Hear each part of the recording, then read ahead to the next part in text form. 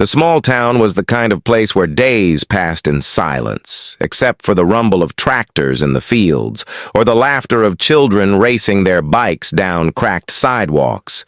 Everyone knew everyone, or at least believed they did, and so no one ever imagined that behind the grease-stained smile of Claire, the local mechanic there, lay a past carefully buried in shadows. Claire spent her mornings lifting hoods and sliding under pickup trucks with the confidence of someone who could read engines like books. Her hands moved with a precision that startled the old farmers who brought her their machines, because she seemed to know the problem before they finished describing it. And though they joked that she must have magic in her blood, they never asked how a woman so young and solitary had learned the skills of a master engineer. At night, when the garage closed, she locked the doors, bolted the shutters, and turned on a different light, one that flickered against steel. Tables covered not with farm tools, but with fragments of machines whose origins had nothing to do with tractors or diesel engines. She would run her fingers over encrypted circuit boards, drone rotors, and armored plating pieces that no one in town could identify, but that she knew far too well. The garage smelled of oil and secrecy, and she kept her rituals exact, checking each fragment, cataloging each part, and then slipping them into hidden drawers welded into the walls. She told herself she did this only to keep the past contained, that she was not building anything, that she was not returning to the person she once was. But when her hands assembled pieces in perfect sequence, she felt the muscle memory of another life rising inside her.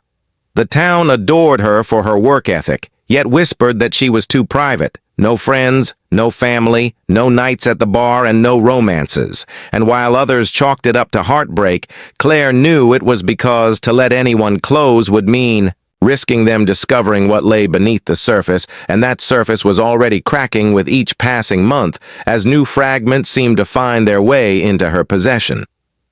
One morning, as the air hung thick with the smell of cut hay, Claire unlocked the garage and prepared for another day of ordinary repairs. She set aside a carburetor on the workbench, wiped her hands, and turned toward the front, just as the sound of heavy engines approached. Not the sputtering pickups of farmers, but the deep, steady growl of vehicles built for endurance and speed. 3 SUVs rolled down the dusty road, black with tinted windows, their tires cutting the gravel with military precision, and even before they stopped, Claire knew she had seen that kind of movement before doors opened in unison, boots hit the ground in rhythm, and men stepped out wearing civilian clothes that failed to mask the discipline etched into their stance. The townsfolk who noticed assumed it was just some government inspection, or outsiders lost on their way to the highway. But Claire felt her stomach tighten, her breathing slow, and her senses sharpen. She recognized the formation of their entry, the silent glances, the way their hands hovered near their belts without appearing threatening. And in that moment, she knew the walls of her quiet life were about to crumble.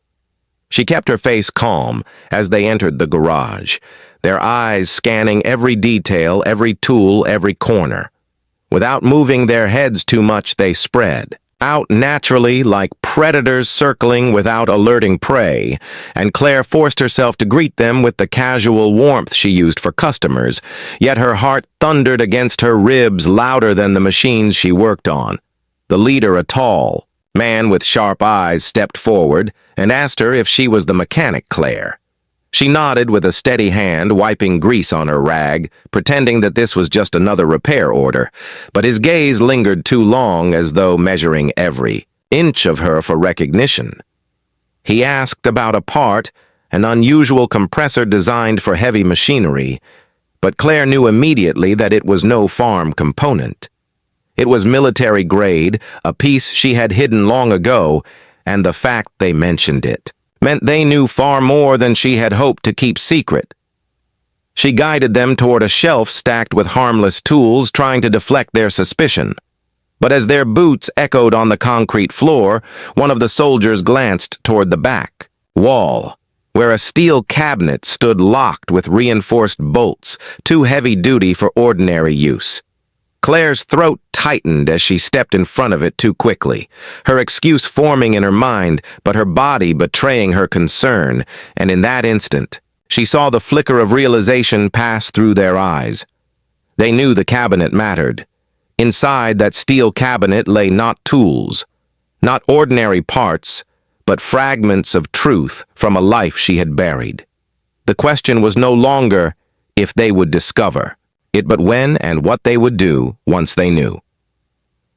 The men spread across the garage like wolves circling prey, yet their movements were silent, efficient, each one glancing over tools, shelves, and the layout of the building without saying a word, and Claire knew their silence was more dangerous than any shout, because silence meant calculation, and calculation meant they were here for something precise.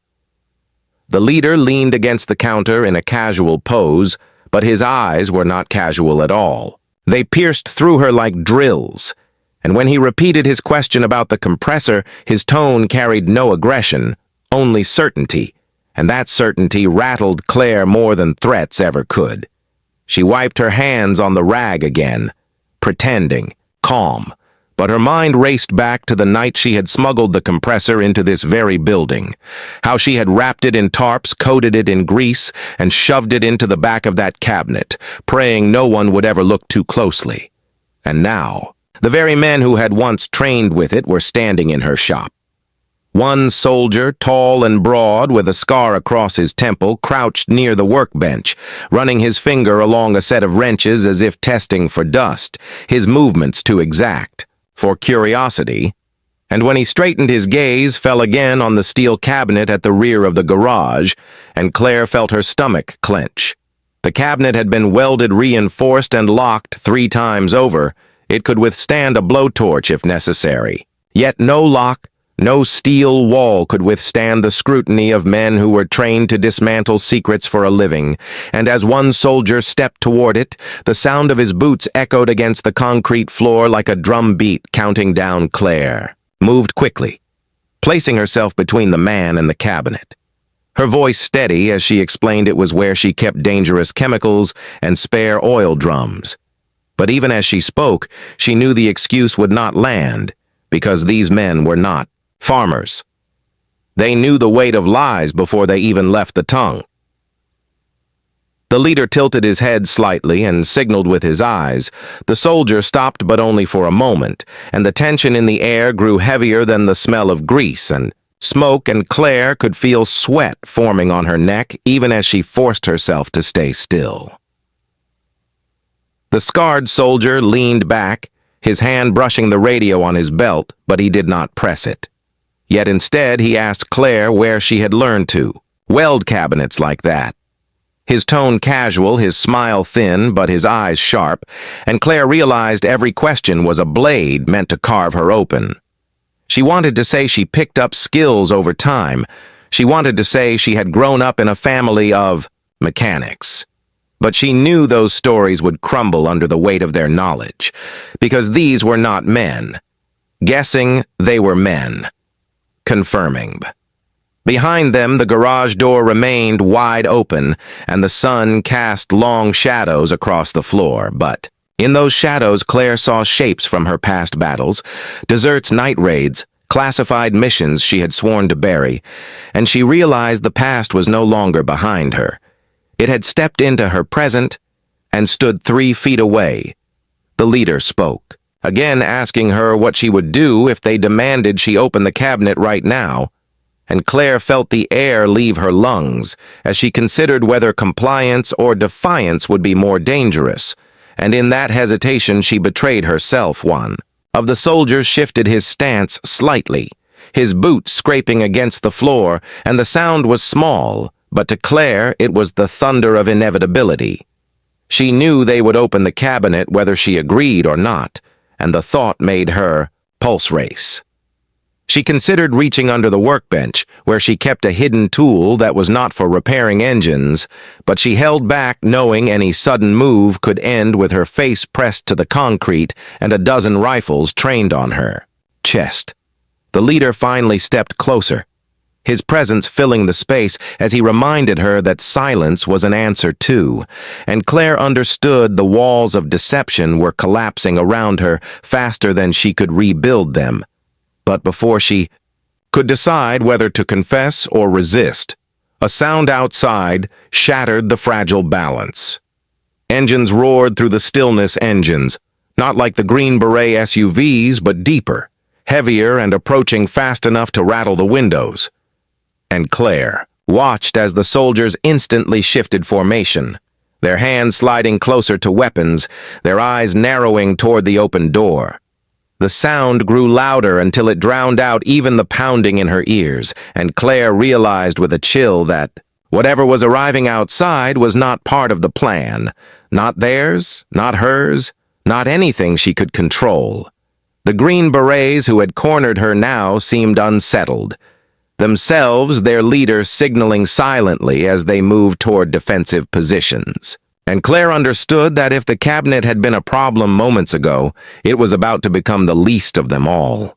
The sound of engines outside rolled over the town like thunder shaking the walls of the garage, and for a moment everyone inside froze. The Green Berets, who had moved with perfect control since the moment they arrived, now shifted with urgency, their eyes on the open door, their hands near weapons.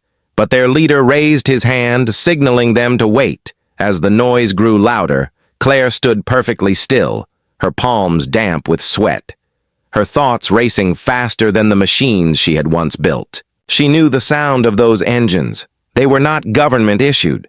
They were not farm trucks either. They belonged to a group she had hoped never to see again, and the memory of their insignia burned in her mind. Though she prayed she was wrong, the soldiers did not know it yet, but the roar outside meant trouble far greater than the hidden cabinet in her garage, because whoever was arriving had no interest in justice or protocol. They had only one goal, and Claire knew that goal was her headlights. Cut through the dusty sunlight as 3 vehicles came to a stop in front of the garage. Matte black armored, reinforced with modifications that spoke of mercenary craft rather than military issue, and the moment their engines died, the silence that followed felt heavier than the noise had been. The Green Berets spread out instinctively, forming a defensive line across the garage door, their rifles raised but not yet fired because they too understood that whoever stepped out of those vehicles had calculated this move, and calculated moves were more dangerous than reckless ones. Claire tried to steady her breathing, but her heart hammered inside her chest, and her eyes flicked to the cabinet at the back of the garage, because she realized what was inside was the reason these outsiders had come. The fragments of technology she had hoarded, the encrypted drives, the tools of war she should have destroyed. The doors of the armored vehicles opened in unison, and men stepped out dressed, in dark tactical gear with no flag, no insignia, no nation to claim them. Their faces hidden by masks, their weapons sleek and advanced, far more advanced than the rifles carried by the Green Berets, and the sight of them made Claire's stomach turn. The leader of the Green Berets muttered something under his breath, then signaled his team to tighten formation. But his eyes cut toward Claire for a fraction of a second, and she knew what that glance meant. He was wondering if she was worth defending, or if she was the very reason these mercenaries had come. The mercenaries fanned out with chilling precision weapons raised but not yet firing, and one of them spoke through a voice modulator that distorted the sound into something inhuman, demanding that Claire step forward into the open and leave the cabinet behind, because they already knew what she had been hiding. Claire's throat went dry. The Green Berets turned their heads toward her, waiting for her response, and in that moment she realized the fragile balance of her double life had shattered in full view of both groups. There was no longer any chance of pretending to be just a mechanic. Her eyes flicked again to the cabinet, because she knew what lay inside could tip the balance of the standoff technology worth more than money. More than lives technology both groups would kill for, and if she did not choose quickly, the choice would be made for her with bullets. The leader of the Green Berets whispered into his radio calling for backup, But Claire knew with certainty that backup would never arrive in time, and that both sides, inside and outside the garage, were seconds away from colliding in blood and fire. One of the mercenaries stepped forward, his weapon raised higher than the rest, and for a heartbeat, Claire thought he would fire. But instead he reached into his vest, pulled out a small black box and held it high, pressing a button that sent a piercing screech through the air as the lights of the garage flickered. Then went dark. Darkness swallowed the room, broken only by the faint glow of headlights outside, and the Green Berets cursed under their breath, shifting to night vision as the mercenaries advanced. But Claire stayed perfectly still, knowing any sudden movement would make her the spark that ignited the coming storm. In the dark, she reached behind her slowly, until her fingers brushed the workbench, and beneath it the hidden latch she had welded years ago. One that concealed a weapon she had sworn never to touch again, and as her hand closed around the cold steel, she felt the ghost of her old life rise up inside her. The mercenaries shouted for her to move forward into the open. The Green Berets ordered her to stay back, and the conflict of voices crashed over her, but she heard none of it because her mind was consumed by the weapon in her hand, a weapon that told the truth of who she had once been. Her pulse throbbed in her ears as she weighed the choice to reveal herself to both groups, or remain frozen and let them tear each other apart around her. But before she could act, the mercenaries outside fired a warning burst into the ceiling, spraying sparks and shrapnel that rained down across the garage. The first shot had been fired, not at the Green Berets, but at her, a warning that she was the target and not the soldiers, and in that moment, she realized the war was no longer between nations or missions. It was between those who wanted to claim her and those who wanted to bury her. And as the smoke filled the garage, Claire stepped out from the shadows, weapon in hand, and both sides turned their eyes toward her, waiting to see which side she would choose. The garage filled with smoke and dust as sparks rained from the bullet, holes in the ceiling. The Green Berets moved swiftly, forming a protective line, their weapons aimed outward, while the mercenaries advanced with cold precision, their black masks reflecting the faint glow of headlights. And in the center of it all stood Claire, holding the weapon she had once vowed never to touch again. For a moment there was silence, the kind of silence that only comes before chaos. The mercenaries waiting for her to surrender, the Green Berets waiting for her to decide, and Claire felt every eye locked on her, every breath measured, every heartbeat counted, and she knew whatever she chose in the next instant would define not just her future, but the fate of everyone inside the garage. The leader of the Green Berets barked for her to get down behind their line, his voice calm but firm, promising protection if she complied. But Claire knew protection was not what either side truly wanted, because she was not a civilian caught in crossfire. She was the reason for the fire. The mercenary commander raised his distorted voice again, ordering her to step forward into the open, promising her safety if she complied, but the hollow tone revealed the truth that safety was a lie, and stepping forward meant vanishing into the same black hole she had crawled out of years ago. Claire's grip tightened on the weapon beneath the smoke, and dust memories of desert firefights flooded back the sounds of rotor blades over dunes. The orders shouted in foreign tongues, the blood on her hands and the screams she had silenced, all of it crashing into her with the weight of inevitability. And she understood that no matter what she did now, the person she once was had returned. The mercenaries surged closer, their boots crunching glass on the floor, their rifles raised, and the Green Berets shifted position, their lasers cutting through smoke and locking on targets. But Claire did not move because she realized neither side could be trusted. Both wanted what she had, hidden in the cabinet, and both would burn the town to the ground to get it. Her eyes darted to the steel cabinet behind her, untouched, for now still locked and sealed. But for how long, she wondered. Because once bullets began flying, the metal would be torn open, and the secrets inside exposed for everyone to see. And she could not let that happen, no matter what the cost. The leader of the Green Berets called out to her again, this time, using a name she had not heard in years. Not Claire, but her. True call. Sign a name from her shadow life. One that froze her blood because it meant they knew exactly who she was, and all her efforts to bury the truth had been nothing more than a delay. The mercenaries reacted to the name as well, their stance, shifting their aim, narrowing their confidence, growing because now they too understood what she represented.